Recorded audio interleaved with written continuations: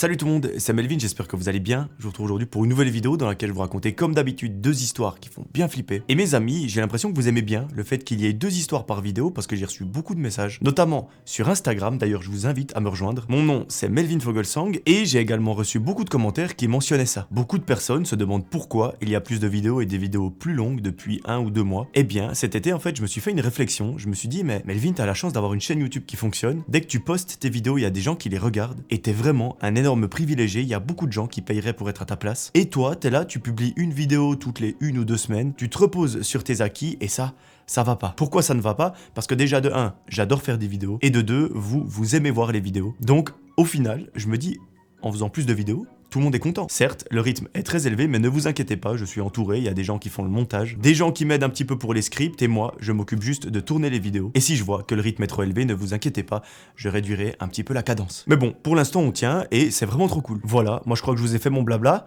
et je vous propose d'éteindre la lumière de là où vous trouvez, et on est parti pour la première histoire. À l'époque où tout ça se passe, Cynthia nous dit qu'elle n'a pas encore 8 ans. Elle se décrit elle-même comme étant encore une petite fille qui est vive et qui rigole beaucoup. En ce moment, elle nous précise qu'elle habite dans une petite maison avec un grand jardin. Cynthia, elle n'a pas de frère ni de sœur, elle est fille unique, mais à l'école, elle a de bons amis, donc pour elle, c'est ça le plus important. Mais malheureusement, dans cette histoire, Cynthia nous précise qu'il n'y a pas qu'elle qui a vécu l'horreur. Elle et ses amis ont vécu une situation hyper traumatisante qu'ils ne pourront jamais oublier de toute leur vie. Notre amie, elle nous raconte que son anniversaire approche et elle en parle absolument tout le temps. Ses parents, c'est relativement simple, ils veulent que ce soit une fête parfaite et inoubliable et surtout, ils aimeraient bien lui faire une grande surprise. Ils parlent d'un animateur pour que la fête soit géniale et que les enfants soient divertis, mais Cynthia, elle nous donne un petit détail, c'est qu'en fait, elle sait déjà que ses parents lui préparent une surprise parce qu'elle les a entendus parler un jour dans la cuisine. D'après ce qu'elle a entendu, c'est que tous les deux parlaient de ramener un clown à sa fête d'anniversaire et le problème, c'est que Cynthia,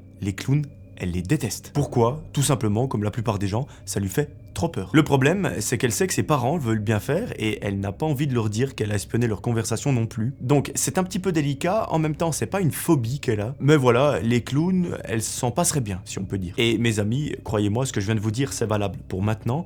Parce que si je vous ai dit que Cynthia n'avait pas la phobie des clowns à ce moment-là, croyez-moi, après l'histoire, ce sera tout autre. Donc, comme je vous le disais, elle n'en parle pas parce qu'elle a peur de vexer ses parents. Elle se dit que peut-être les invités, eux, ils aimeront bien, donc voilà. Alors, tout ça, ça fait que, quand quelques jours avant la fête, ses parents lui annoncent qu'un clown viendra faire l'animation à son anniversaire, elle fait plus ou moins semblant d'être contente. Elle sait qu'il y aura ses copains, le gâteau et surtout les cadeaux, donc j'ai envie de dire, c'est ça le principal. Cynthia, elle vit sa vie tranquillement. Elle prépare sa fête avec ses parents et tout semble normal. Là, on arrive au week-end et le grand jour arrive enfin. Cynthia, elle met sa robe préférée, elle est vraiment impatiente et elle a qu'une seule envie, c'est que ses copains arrivent pour qu'ils puissent faire la fête tous ensemble. Dans le salon, ses parents ont tout préparé. Il y a des guirlandes multicolores accrochées au plafond, des ballons qui flottent partout contre les murs et une grande table recouverte d'une énorme nappe. Les premiers invités arrivent vers 15h30. Il y a principalement des enfants de sa classe, mais aussi des enfants du voisinage avec qui elle s'entend super bien. Tout le petit monde entre dans la maison, ils déposent leur manteau dans l'entrée et les cadeaux qu'ils ont offerts à Cynthia sur une petite chaise. Les parents sont ravis mais très heureux de voir leur fille aussi joyeuse parce que, après tout, avoir tous ses amis réunis comme ça dans une seule maison,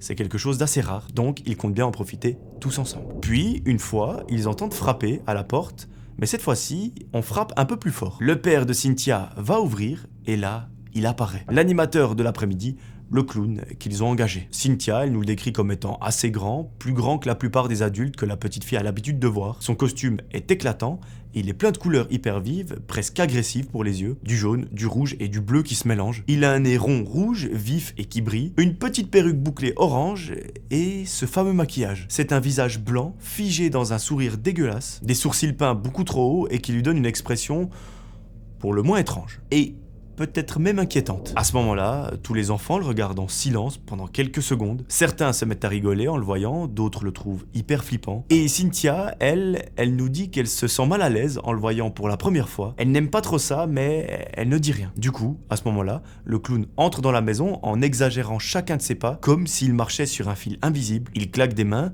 il fait des grimaces, il parle très fort. Les parents, eux, ils l'accueillent avec un grand soulagement, tout simplement parce qu'ils sont persuadés que l'homme va mettre l'ambiance et bien occupé tout le petit monde. Il le laisse donc gérer la fête et les animations parce qu'ils sont contents de souffler un petit peu après tous les préparatifs. Très vite, le clown prend les commandes. Il rassemble les enfants au milieu du salon et il leur demande de se mettre en cercle. À ce moment-là, il sort plein de trucs de ses poches, des cartes, des foulards, des petits accessoires. Les enfants, ils rigolent bien, ils tapent dans leurs mains. Enfin bref, pour l'instant, tout se passe bien. Mais notre amie Cynthia, elle observe le clown et elle nous raconte que quelque chose dans sa manière d'être la dérange. En fait, elle trouve que son rire, il est beaucoup trop fort et surtout trop forcé. Ses gestes, eux, ils sont hyper brusques, comme s'il retenait un peu sa force à chaque fois qu'il bougeait. Et quand il pose son regard sur les enfants, ce n'est pas un regard très doux. C'est un regard qui est insistant et surtout qui fait bien flipper. Mais bref, l'après-midi passe et les jeux s'enchaînent. Tout à coup, le clown propose une chasse au trésor, puis des mimes, puis une danse assez bizarre où il faut faire semblant de tomber. Avec le recul, Cynthia, elle nous dit qu'elle pense qu'à ce moment-là, il essaye d'instaurer un peu une espèce de relation de confiance avec justement tous les enfants en leur montrant qu'il est entre guillemets sympa. Donc, vous imaginez bien,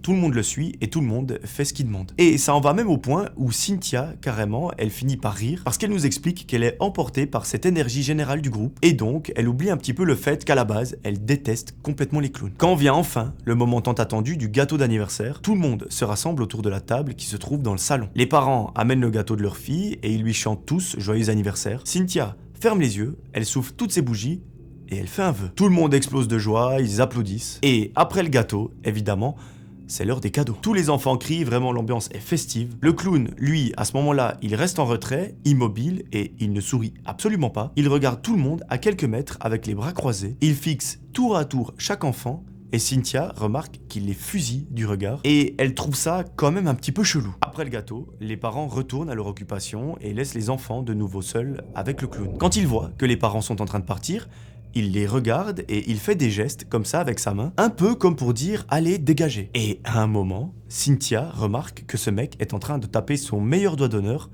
face aux parents. Sauf que eux, ils sont de dos donc ils ne voient rien. Bon, vous me direz, pour un animateur avec des enfants, c'est un petit peu chelou. Le petit groupe se sent assez mal à l'aise parce qu'ils savent que c'est mal, mais ils se mettent à ricaner vite fait parce qu'ils se disent que ça fait partie de l'animation et que voilà, c'est fait pour rire. Cynthia, elle, ça ne la fait pas rire du tout parce que c'est clairement, selon elle, un manque de respect. En plus de ça, vis-à-vis de ses parents, donc ça passe pas trop. Mais le clown, il essaye de faire oublier ça et il revient au centre et il propose vite fait de nouveaux jeux. Des jeux qui, vous allez voir, ne sont pas du tout adaptés à des enfants et même ni à personne. Le clown prend la main d'un ami de Cynthia et il le tire doucement au milieu et il demande à tout le petit groupe de l'entourer. Les règles changent, les défis deviennent de plus en plus étranges, pas méchants pour le moment, mais très bizarres. Et bizarrement, le ton de sa voix est beaucoup plus sec et plus autoritaire qu'avant. Il commence par demander aux enfants de courir autour de l'enfant comme s'ils étaient des loups. Est-ce que c'est un jeu de merde ?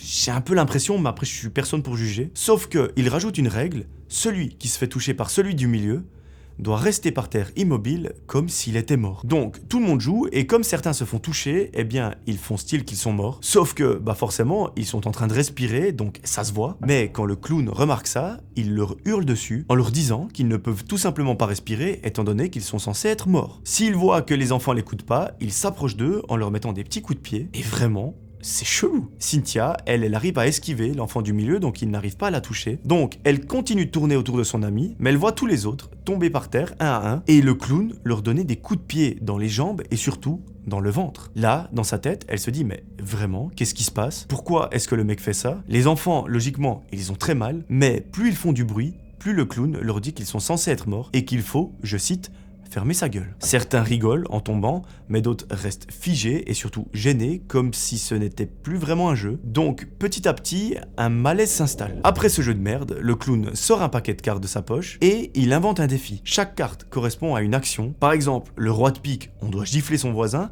La dame de cœur, on doit tirer les cheveux de son voisin. Et c'est plein de trucs comme ça. Du coup, les enfants, ils sont un peu hésitants. Certains obéissent en riant nerveusement et d'autres n'osent tout simplement pas. Mais le clown, lui, il insiste. Il tape fort dans ses mains, il crie, il exige qu'on fasse ce qu'il dit. Donc, tout le monde s'y met un petit peu. Chaque enfant tire une carte et doit faire à un camarade ce que la carte lui dit de faire. Pendant ce temps, eux, les parents de l'autre côté de la pièce, ils sont avec leur petite bière, ils ne se rendent compte de rien. Mais notre amie Cynthia, elle est pas dupe, elle sent que quelque chose ne tourne pas rond. Elle voit les visages crispés de ses potes, et puis elle se rend aussi compte que les défis, ils continuent d'augmenter en intensité. À un moment, le clown emmène les enfants dans le jardin, à l'abri du regard des parents, et il propose des courses étranges où le seul but, c'est de se bousculer. Il encourage les enfants apprend à se pousser de plus en plus fort, à ne vraiment pas avoir peur de faire mal. Donc vous imaginez bien, quand le jeu commence, c'est une hécatombe. Le clown, lui, ça le fait rire de plus en plus fort, comme si la douleur des enfants faisait partie de son spectacle, et surtout, comme s'il kiffait ça. À chaque fois que quelqu'un se fait mal, il sourit comme un malade, il ne s'inquiète jamais de savoir si l'enfant va bien, et sur le coup, eh bien tout le petit groupe ne comprend pas ce qui se passe. Mais vu que c'est un adulte, eh bien, ils obéissent. À ce moment-là, les parents ont vu que les enfants étaient à l'extérieur. Du coup, ils se sont dit on va ranger un petit peu l'intérieur, et une fois terminé, ils vont à l'extérieur dans le jardin pour voir comment ça se passe. Là, le clown les regarde de travers et il dit aux enfants qu'ils vont rentrer à l'intérieur pour continuer leur jeu. Tout le monde rentre, le clown prend une chaise et il la pose au centre du salon. Il prend un enfant, il le met assis dessus, et comme avant, il dit aux autres de tourner en rond autour de lui. Il leur ordonne de chanter une chanson absurde qu'il invente sur place avec des mots qui ne veulent rien dire, puis il s'arrête d'un coup, il tape du pied et il demande le silence. Et là, Cynthia nous raconte que la voix de ce clown, elle devient de plus en plus froide et plus grave qu'au début. À ce moment-là, il va prononcer une phrase que Cynthia n'oubliera jamais. Il leur dit que le vrai jeu commence. Il demande donc aux enfants de choisir qui est le plus courageux et qui est le plus faible, mais également qui mérite de gagner, qui mérite de perdre, et même qui mérite de mourir. Putain, l'anniversaire il commence à devenir très glauque. Les enfants se regardent, ils ne comprennent pas du tout, ils hésitent encore une fois, et ils commencent à se pointer du doigt entre eux. Cynthia, elle comprend bien que le clown prépare quelque chose. Du haut de ses 8 ans, elle arrive à sentir que quelque chose ne va pas, et qu'il ne s'agit plus de simples jeux d'anniversaire, mais d'autres choses un petit peu plus glauques. Mais lorsqu'elle se rend compte de ça, le clown, il redit une phrase. Maintenant, on va enfin voir qui est capable de tout. Il leur montre une petite boîte en métal sortie de sa poche, et à l'intérieur, il y a un vieux sifflet tout vieux et très noirci, et il leur explique que celui qui souffle dedans sera désigné comme étant le plus fort, et que tout le reste du groupe devront l'écouter, quoi qu'il arrive. Les enfants se regardent, ils hésitent, et personne ne veut prendre ce sifflet. Alors, naturellement, le clown se tourne en direction de Cynthia, parce qu'après tout, c'est son anniversaire, et il la désigne. Autant vous dire que le cœur de notre amie, il bat à 1000 à l'heure, et tout le monde la regarde. Donc, elle ressent une sorte de grosse pression, elle recule d'un pas, mais lui, il avance gentiment et lentement vers elle. Il lui tend la boîte, et il insiste, il lui dit que les autres enfants devront lui obéir, quoi qu'elle demande, et qu'elle aura le pouvoir sur absolument tous ses invités. Il lui dit « C'est pas génial ça, de pouvoir faire ce que tu veux aux autres et de tous les contrôler ?» À ce moment-là, dites-vous, Cynthia, elle a 8 ans, elle est en train de trembler de partout, mais elle prend la boîte parce qu'elle comprend qu'elle n'a pas vraiment le choix, mais elle essaie de temporiser pour ne pas souffler dans ce sifflet. Elle secoue la tête et elle lui dit que non, elle ne veut pas. Et mes amis, dites-vous que à ce moment-là, c'est la première fois de la journée que quelqu'un refuse de faire ce que le clown demande. Du coup, il s'accroupit devant elle, lentement et surtout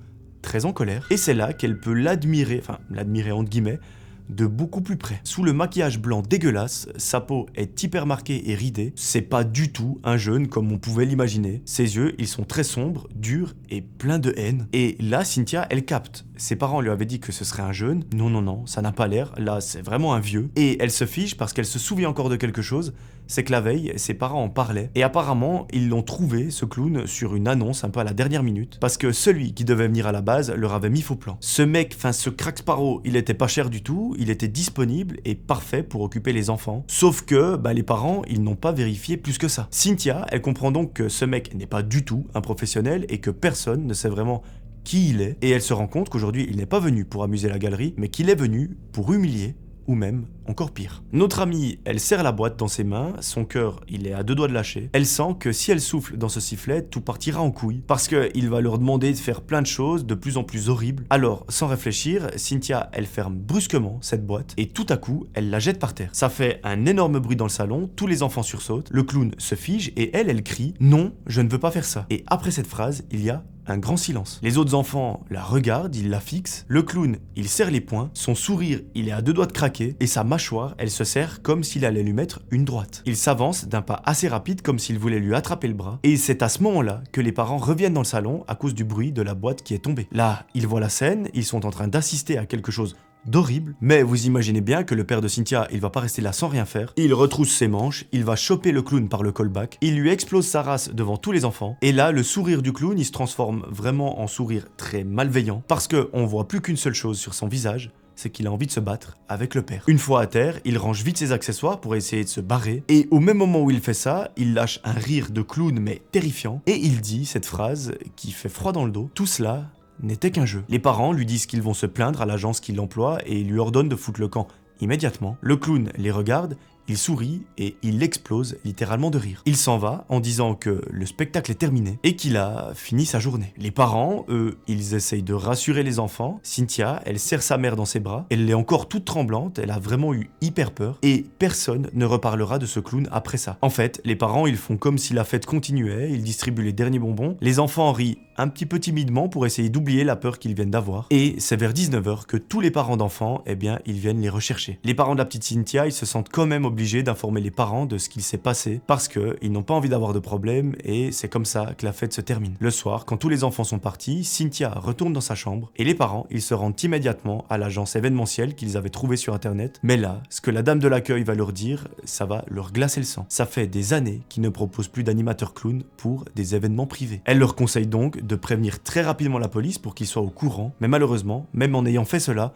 ils n'ont jamais réussi à savoir qui était vraiment cet homme et comment est-ce qu'il avait fait pour les retrouver sur le site de cette agence sans en faire partie. Et le plus glauque, c'est de se dire que si ce mec a fait toutes ces démarches pour retrouver la famille, c'est qu'il avait franchement pas de bonnes intentions. Bien évidemment, les parents, ils s'en veulent à mort d'avoir été un petit peu négligents et surtout d'avoir la sensation que c'est leur faute. On ne sait pas ce que ce mec voulait, ni ce qu'il aurait pu faire aux enfants si les parents n'étaient pas intervenus à temps. Alors, ça peut juste être quelqu'un qui voulait se faire un peu d'argent rapidement et qui a mis un costume de clown, ou alors, à l'inverse, ça peut être un fou furieux qui savait très bien ce qu'il était en train de faire et qui avait des idées un petit peu plus sombres derrière la tête. Malheureusement, on n'aura jamais la réponse, donc si vous, dans l'espace commentaire, vous avez une théorie, n'hésitez pas à me le dire. En tout cas, Cynthia, elle nous dit que depuis ce jour-là, elle ne veut plus jamais entendre parler de clown. Personnellement, je la comprends. Et cette histoire, elle en a même fait des cauchemars pendant des mois et des mois. C'est carrément devenu un traumatisme pour elle et ainsi que les autres enfants qui étaient là à la fête. Aujourd'hui, elle a pris beaucoup de recul parce que cette histoire, elle s'est passée il y a plusieurs années. Et quand elle nous la raconte, voilà, elle nous dit qu'elle est encore un petit peu traumatisée, que les clowns, c'est terminé, mais que voilà, sa vie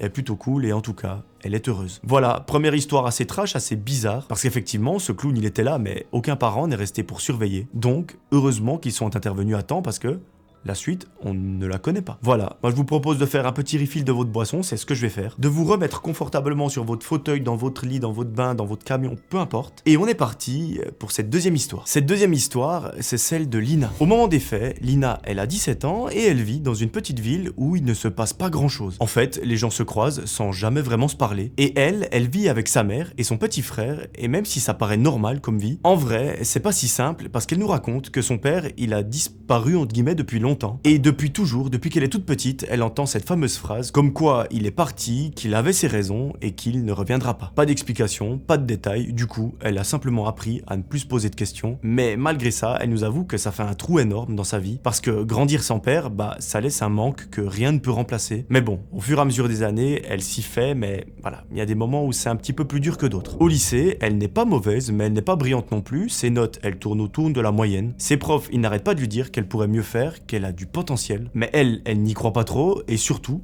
elle n'en a pas envie non plus. Parce qu'en fait, les maths, ça la gave, l'histoire, ça l'endort, et même la littérature, ça ne l'intéresse pas. Ça ne l'intéresse pas, sauf quand on parle de trucs bizarres, étranges, sombres, parce que Lina, ce qui la passionne vraiment, ce ne sont pas les cours, mais l'urbex et les lieux abandonnés. Elle a découvert ça un soir par hasard en tombant sur une vidéo de mec qui visitait un vieil hôpital désaffecté, et ça l'a captivé direct. Elle a enchaîné les vidéos, les articles, les forums, et elle est complètement devenue obsédée par ces endroits qui sont figés dans le temps. Alors, vu qu'elle est passionnée par ça, forcément, elle a déjà tenté de faire de l'urbex par elle-même. Une fois, par exemple, elle est entrée dans une petite maison qui était vide. À un autre moment, c'était dans une usine au bord de la ville, rien de bien fou, mais assez pour sentir ce mélange de peur et d'excitation. Et elle adore ça, ce moment où son cœur bat vite parce qu'elle ne sait pas ce qu'elle va trouver derrière la porte. Soit rien du tout, soit une personne bizarre ou toute autre chose. Donc j'ai envie de dire, au moins c'est bien, parce qu'elle a une passion. Mais en plus de cet amour pour l'urbex, elle aime aussi prendre des photos. Elle nous explique qu'elle a un petit appareil, c'est pas très cher, mais c'est bien suffisant pour capturer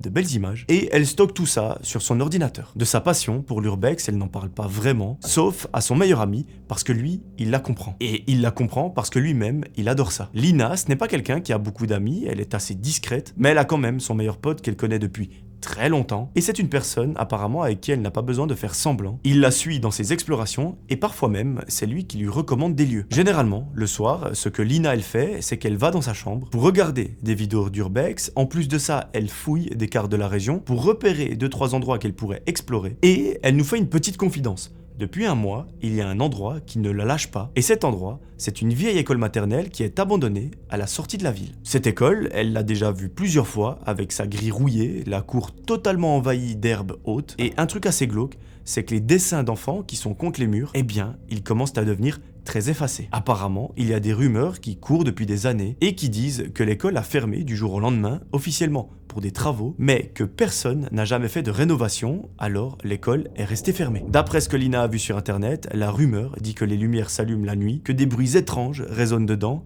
et surtout qu'un homme assez mystérieux y vivrait. Un soir, alors qu'elle est allongée sur son lit, son téléphone se met à vibrer. C'est son pote qui lui envoie une photo, et cette photo, elle représente la grille de l'école, et derrière, il y a un morceau de grillage qui est tordu, et le trou que ça forme, il est assez grand pour laisser passer une personne. Là, Lina fixe l'image et elle comprend très vite que c'est accessible. Elle sait que c'est dangereux, elle sait que ce n'est pas du tout raisonnable d'y aller, mais elle sait aussi qu'elle ne pourra pas fermer l'œil tant qu'elle n'aura pas vu ça de ses propres yeux. Du coup, Lina, elle réfléchit pas plus que 2 secondes, elle enfile sa veste, elle glisse une lampe de poche dans son sac et elle descend les escaliers sans faire le moindre bruit. En sortant de la maison, elle rejoint son pote près du parc et là, devant eux, cette école maternelle apparaît. Autant vous dire qu'à l'extérieur, il fait nuit noire, l'école, elle paraît immense, les murs sont couverts de mousse et le portail est verrouillé par une très grosse chaîne. Mais eux, ces petits filous, ils savent qu'il y a un grillage derrière qui est tordu et c'est là qu'ils pourront probablement passer. Notre amie Lina, elle nous raconte qu'à ce moment-là, elle se fait quand même un petit peu dessus, car en fait, elle a une sensation bizarre parce qu'elle aime bien ça, mais en même temps, ça lui fout les boules. Notre amie se sacrifie, elle franchit le grillage la première, c'est limite si son sac à dos il s'accroche pas et qu'il se déchire, et dès qu'elle pose les pieds de l'autre côté, elle sent que ce n'est plus du tout la même ambiance. Ça lui donne carrément la chair de poule et quelques secondes après, son pote la rejoint. À présent, ils sont tous les deux de l'autre côté et l'exploration peut débuter. Lina avance lentement en regardant autour d'elle et plus elle approche de l'école, plus son cœur se met à battre rapidement, pas de peur pure, mais c'est ce mélange d'excitation et d'angoisse qu'elle connaît très bien et celui qu'elle apprécie particulièrement. À ce moment-là, ils sont en train de s'approcher de l'école et Lina, elle remarque une porte qui est entrouverte avec un morceau de bois qui semble la bloquer et bizarrement, ce bout de bois, il est beaucoup trop propre, il est beaucoup trop neuf et il ne va pas du tout avec le reste du décor. Bon, elle panique un petit peu dans sa tête parce que pour elle, ça voudrait potentiellement dire qu'il y a quelqu'un qui passe encore ici et franchement, ça la stoppe net. Parce que ça change tout. C'est plus juste un bâtiment oublié, c'est un lieu qui est occupé. Elle n'a aucune idée de pourquoi elle fait ça, mais au lieu de reculer, elle prend une très grande inspiration et elle pousse la porte pour entrer à l'intérieur. Dans le bâtiment, l'air est très lourd et très poussiéreux. Vraiment, ils sont à 2 doigts de canner parce qu'ils n'arrivent plus à respirer. Et surtout, un petit détail, c'est que ça sent le rat crevé. Lina, elle éclaire avec sa lampe et elle découvre un couloir avec des crochets à hauteur d'enfant qui semblent longer le mur. En fait, après analyse, elle nous raconte que c'est l'endroit où les enfants pendent leur veste. Et ce qui est très chelou, c'est que certains crochets portent encore des étiquettes avec des prénoms et d'autres sont complètement effacés ou même déchirés. Ça lui file une drôle de sensation parce qu'elle a l'impression que certains enfants ont été entre guillemets radiés de l'école. Mais bon, elle y prête pas plus d'attention que ça. Elle pousse une porte et elle entre dans une salle de classe. Les petites chaises, elles sont encore alignées avec les tables. Et notre amie, elle s'arrête un instant pour analyser tout ça, parce que c'est là qu'elle se rend compte qu'en fait, l'école, elle s'est arrêtée du jour au lendemain. Comme si un beau matin, quelqu'un avait dit « on arrête tout ». Et elle nous fait le parallèle avec les gens qui ont vécu dans des endroits où il y a eu une catastrophe nucléaire. Eh bien, dès que la catastrophe a eu lieu, ils n'ont eu que quelques heures pour quitter toute leur vie. Eh bien ça, à ce moment-là, dans l'école maternelle, ça lui donne un petit peu la même sensation. Tout à coup, son pote l'appelle parce qu'il semble avoir trouvé quelque chose dans un coin. Il s'agit d'une boîte en plastique et ce qu'elle va voir va être vraiment étrange et même un petit peu dérangeant. Elle voit qu'à l'intérieur de cette boîte, il y a des gâteaux qui ont l'air d'être récents. C'est la preuve que quelqu'un est là maintenant, pas il y a 10 ans, mais en ce moment. Et c'est pile à cet instant que Lina et son pote, ils entendent un bruit qui provient du couloir. C'est un frottement qui est très léger, mais assez net. Et ces bruits, ils leur glacent le sang. Sans réfléchir, Lina, elle éteint sa lampe et ils se retrouvent tous les deux plongés dans le noir absolu. Elle reste immobile et elle entend des bruits de pas. Ces pas, ils sont réguliers et tranquilles, comme si quelqu'un est en train de marcher, ou plutôt, comme si quelqu'un est en train d'effectuer une ronde. Lina, elle comprend tout de suite que ce n'est pas un rat ou un animal, mais que c'est bel et bien un humain. C'est quelqu'un qui marche exprès sans se cacher, et ça, c'est pire que tout, parce que ça veut dire que cette personne, elle se sent chez elle ici. C'est pas quelqu'un qui vient faire de l'urbex, non, c'est quelqu'un qui connaît bien les lieux. Les pas avancent, ils reculent, ils reviennent, un petit peu comme une ronde, et ce, toujours à la même allure. Notre amie, elle entraîne son pote dans une salle de jeu, et il se planque derrière des tapis qui sont roulés. Elle garde la main sur sa lampe de poche, histoire de pouvoir partir à tout moment, et tout à coup, la silhouette passe dans le couloir. Lina, elle la voit à travers un petit trou, et elle nous décrit cet homme comme étant très mince, avec un manteau très long, et surtout, elle entend un bruit métallique comme une sorte de cliquetis, et ce, à chaque pas qu'il fait. C'est en fait un trousseau de clés qui cogne contre sa cuisse, et ce bruit, il résonne dans absolument tout le couloir. Cette silhouette, elle s'arrête devant la salle de jeu, donc la pièce dans laquelle sont cachés Lina et son pote, et elle reste immobile pendant un petit moment. Notre amie, elle se retient d'éternuer parce que la poussière lui brûle la gorge et le nez, et quand la silhouette repart tranquillement sans se presser, les deux amis sentent la panique monter. Ils ont l'impression que cet homme sait exactement qu'ils sont là. Ils décident donc de trouver une autre sortie que celle par laquelle ils sont entrés, car l'homme est beaucoup trop proche, et surtout qu'il tape ses meilleurs allers-retours dans le couloir. À un moment, les deux jeunes arrivent dans une sorte de chaufferie, ça sent le métal et la poussière, et sur une table,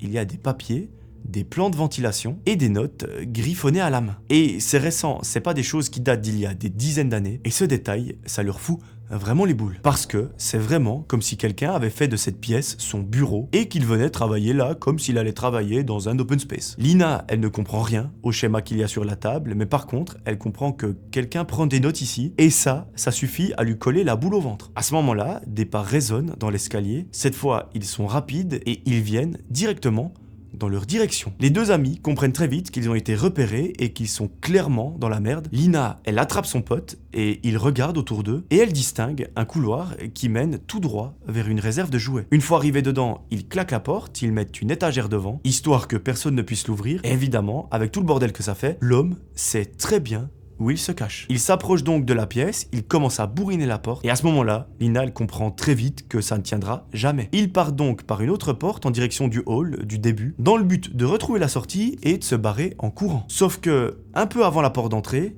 il s'arrête net. Sur le sol, il remarque qu'il y a un tapis couvert de morceaux de verre et c'est impossible de passer par là sans faire du bruit. Notre amie Lina, c'est une experte, elle a déjà vu tous les documentaires possibles et imaginables. Elle comprend très vite qu'il s'agit d'un piège fait en 30 secondes top chrono et qui a été posé là pour savoir où il se trouve et pour qu'il ne s'enfuit pas. Elle veut quand même tenter le coup, elle avance lentement et chaque pas qu'elle fait, ça fait un boucan pas possible et c'est pile à ce moment-là que la porte derrière eux explose parce que le mec l'a bourriné. Ils entendent l'étagère basculer, donc celle qu'ils avaient mis pour pas qu'il entre, et les pas qui reprennent très vite dans leur direction. Les deux potes finissent par arriver dehors avec le dessous de leurs chaussures rempli de verre. Heureusement, ils ont des grosses semelles, mais ils sentent quand même que ça leur a bien niqué les pieds. Mais bon, ils sont dehors, ils pensent pouvoir enfin respirer, mais à ce moment-là, au-dessus d'eux, il y a un bruit très sec. Lina lève les yeux et ce qu'elle voit va la pétrifier. Elle aperçoit une silhouette descendre du toit parce que celui-ci n'est pas si haut que ça, et d'un bond, cette silhouette se retrouve devant eux, complètement immobile. Vu qu'il leur bloque la sortie, Lina repart en courant à travers la cour. Ses jambes tremblent, mais elle accélère. Son pote, lui, il est juste derrière elle. Et évidemment, la silhouette les suit,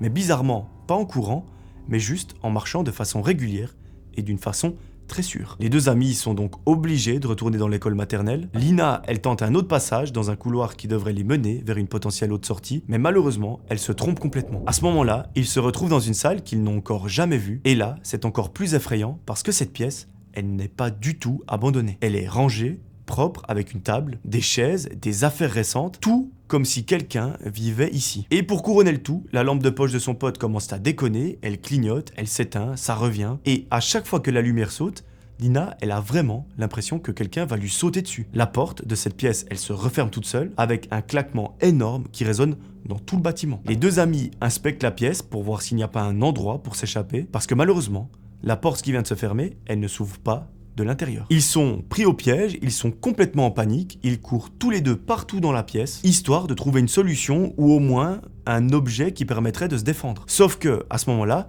Lina nous raconte que son pote, il pose le pied sur un vieux tapis qui en fait cache une partie pourrie du plancher. Le bois cède immédiatement sous son poids et sa jambe, elle passe à travers et elle se coince dans un trou qui est très étroit. Son pote se retrouve donc coincé avec du bois qui entoure sa jambe et il pousse un cri de fou furieux tellement ça lui fait mal parce qu'en fait, il sent que ça lui arrache presque la moitié de la jambe. Son premier réflexe, c'est d'essayer de tirer, sauf que plus il tire, plus il crie et Lina, elle doit aller carrément l'aider à se débloquer alors qu'elle est complètement en train de flipper. Et surtout, elle n'a pas le choix, elle doit faire ça très rapidement parce que dans le couloir, elle entend les pas de l'homme qui se rapproche. Lina lui dit de rester calme, même si c'est facile à dire, et elle commence à essayer de dégager doucement le bois qui se trouve autour de sa jambe. Elle enlève les morceaux cassés et elle écarte les éclats pour faire un petit peu plus de place à la jambe. À deux, ils tirent très lentement et ils essayent de dégager sa jambe sans trop arracher la peau et surtout sans faire trop de bruit. Et vous imaginez bien qu'à ce moment-là, pour son pote, c'est un cauchemar, c'est hyper douloureux. Ça prend que quelques secondes, mais ça paraît juste interminable. Mais finalement,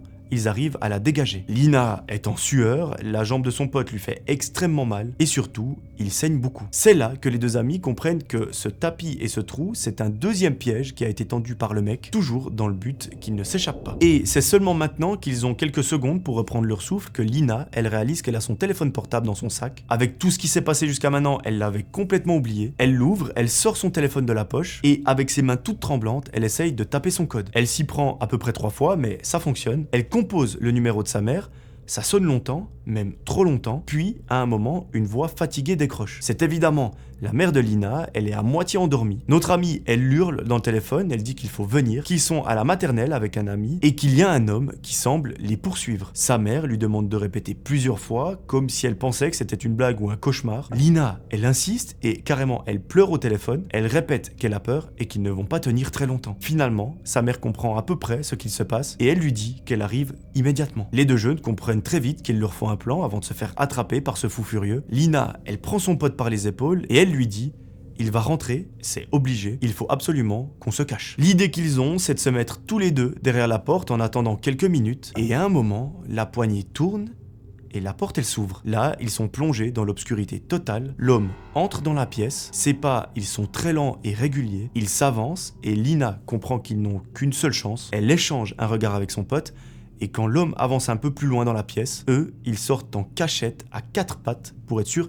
de ne faire aucun bruit. Une fois à l'extérieur de la pièce, Lina ne réfléchit pas, elle tire son pote qui est en train de boiter et ils courent tant bien que mal de toute leur force en direction de la sortie. Ils arrivent dans le couloir, ils descendent l'escalier, ça résonne de partout et le souffle court, ils traversent la cour à l'aveugle tellement ils vont vite et qu'il fait nuit noire. Et dehors, un peu plus loin, il y a les phares d'une voiture qui se rapproche. C'est évidemment la mère de Lina et les deux se mettent à courir. Ils rejoignent la voiture, ils ouvrent et ils claquent les portières. Sa mère, en voyant la gueule de la jambe de son pote, elle se met à hurler, elle ne comprend pas ce qu'elle est en train de voir. Sa fille et son ami, enfin comme si c'était ses enfants, sont couverts de sang et de poussière. Lina, elle est en train de pleurer, enfin vraiment c'est le chaos. Et là, elle dit à sa mère, « Maman, il y a quelqu'un dans l'école, il faut qu'on se barre. » C'est exactement ce que la mère fait, elle pose le pied sur l'accélérateur et il démerde. Sur le trajet, Lina lui explique ce qui s'est passé et qu'il faut vraiment se rendre à la police très rapidement. Et une fois arrivé au commissariat, à l'intérieur, avec les policiers, Lina, elle parle et elle explique absolument tout. Bien évidemment, son pote, il confirme tout ce qu'elle dit. Ils sont tous les deux en train de trembler et ils n'arrivent juste pas à se calmer. Les policiers, ils prennent des notes, ils demandent des détails et ils disent qu'ils vont envoyer immédiatement une patrouille sur place pour voir s'ils trouvent quelqu'un. Lina les prévient, elle leur dit « Messieurs, attention, parce que ce gars nous a tendu 2 pièges, donc faites gaffe à vous. » Évidemment, les policiers prennent ça très au sérieux et ils partent quelques minutes plus tard. Lina, son pote et sa mère, eux, ils rentrent chez eux en attendant d'avoir des nouvelles des policiers. Une fois à la maison, la mère de Lina soigne la jambe du garçon et elle appelle ses parents pour les prévenir. Mais le lendemain matin, quand on va leur donner des nouvelles, ça va être la stupéfaction. Quand les policiers, la veille, sont allés dans cette maternelle, il n'y avait personne. Le bâtiment était complètement vide, ils ont juste trouvé des papiers, des plans, des cahiers, donc les mêmes choses sur lesquelles sont tombés Lina et son pote. Et au fur et à mesure, l'histoire, elle se recompose. Ce n'est que quelques mois plus tard, après une enquête menée, que Lina va avoir le fin mot de l'histoire. En fait, l'homme qui les a poursuivis ce soir-là était un ancien professeur de l'école maternelle. Il travaillait là-bas lorsqu'elle était encore ouverte. Et un jour, on était en plein été, il faisait une chaleur de dingue. Il avait la responsabilité d'une classe d'enfants en très bas âge. Et c'était le début d'après-midi, autrement dit, le moment de la sieste. Tous les petits-enfants étaient en train de dormir dans une salle avec des grandes baies vitrées, donc le soleil tapait fort. Et le prof, donc ce mec, s'est dit qu'il allait sortir quelques minutes pour aller faire une petite course à l'épicerie qui se trouve au coin de la rue. Sauf que ce troubadour, au lieu d'aller faire simplement une course, déjà il n'a pas le droit, mais en plus de ça, en revenant, il a croisé un banc et ce gros sac, il s'est assis dessus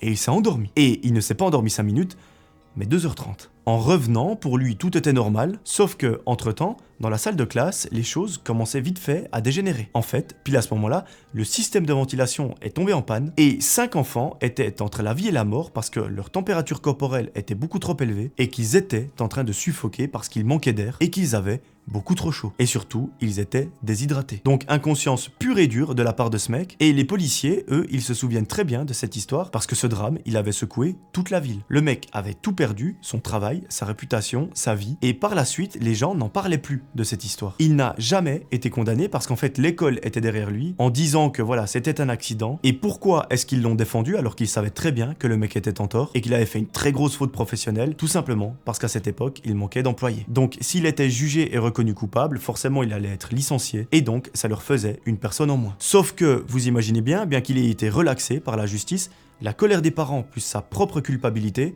ont fait que ce mec n'a jamais réussi à retrouver une vie normale. Du coup, il était resté, pas dans sa maison, mais dans cette maternelle, là où tout s'est subitement arrêté pour lui du jour au lendemain. Les policiers pensent que c'est une sorte de punition qu'il s'est auto-infligée, comme s'il voulait vraiment se punir d'avoir laissé tous ses enfants, et peut-être même d'avoir mis la vie de plusieurs d'entre eux en danger. En fait, depuis des années, il tournait dans les couloirs, il faisait des rondes, comme s'il surveillait encore les enfants, qui bien évidemment n'était plus là. Et c'est après l'incident de Lina et son ami que la ville a décidé de raser complètement le bâtiment. Malheureusement, on ne sait pas du tout ce que cet homme est devenu par la suite et on ne sait pas non plus ce qu'il voulait à Lina et à son pote. Est-ce que c'était quelqu'un qui avait besoin d'aide ou quelqu'un de mal intentionné? Malheureusement, on ne le saura jamais. Mais Lina, dans sa tête, elle nous avoue qu'elle doute fortement que ce mec avait de bonnes intentions. Malheureusement, on n'aura pas la réponse. Par contre, si vous avez une théorie, n'hésitez pas à l'écrire dans les commentaires. Voilà, c'est la fin de cette deuxième histoire. J'espère qu'elle vous aura plu. Moi, j'ai trouvé très intéressante. C'est une histoire où il y a pas beaucoup de contexte, mais il y a beaucoup de situations assez intenses, donc ça change un petit peu et j'espère que ça vous aura plu. Voilà, moi je crois que je vous ai tout dit, je me réjouis déjà de vous retrouver pour un nouvel épisode, mais d'ici là, comme à chaque fois, j'aimerais que vous preniez soin de vous. C'était Melvin, ciao tout le monde.